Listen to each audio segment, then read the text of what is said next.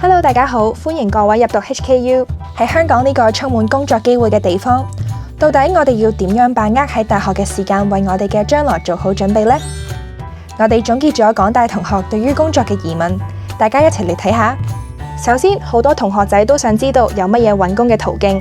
其實大學主要有2個網上揾工平台，分別就係 NetJobs 同 Gigis。同學可以喺嗰度揾到各行各業嘅全職、兼職同實習嘅工作。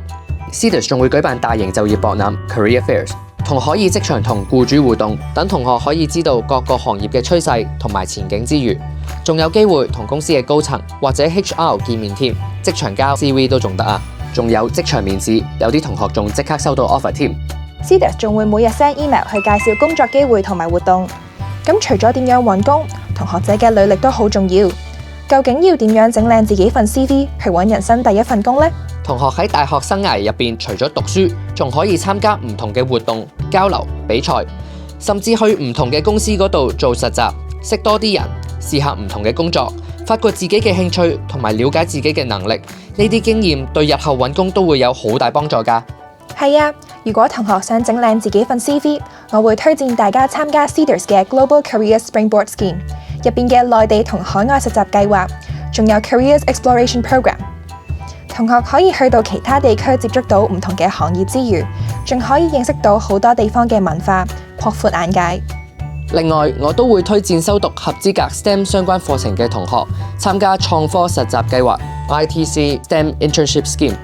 計劃幫助學生喺人工智能同埋技術領域獲得實務經驗。呢啲機會話唔定可以令你發展到意想不到嘅 career path。非本地同學可以參加非本地學生職涯準備系列，系列涵蓋職涯規劃、求職策略、人脈拓展、職場文化及簽證資訊等實用主題，幫助同學加深了解香港嘅就業市場。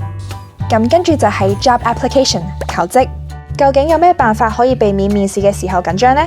面試嘅時候，同學對公司有幾熟悉，有冇信心，都會影響見工嘅表現，所以事前嘅準備係非常之重要。我哋鼓勵同學可以善用大學嘅資源，例如參加 Cedars 嘅就業工作坊，向專業導師了解點樣寫好份 CV， 同學習面試嘅技巧，提升你嘅就業能力。而 Cedars 亦會提供1對1嘅就業指導服務，同埋其他職業資源同 AI 工具，幫助學生喺求職過程中充分準備，全方位協助同學解決就業嘅需要。真係面試幾分鐘，背後10年功喎！如果同學想知道更多，就記得上 Cedars 個網頁瀏覽下啦。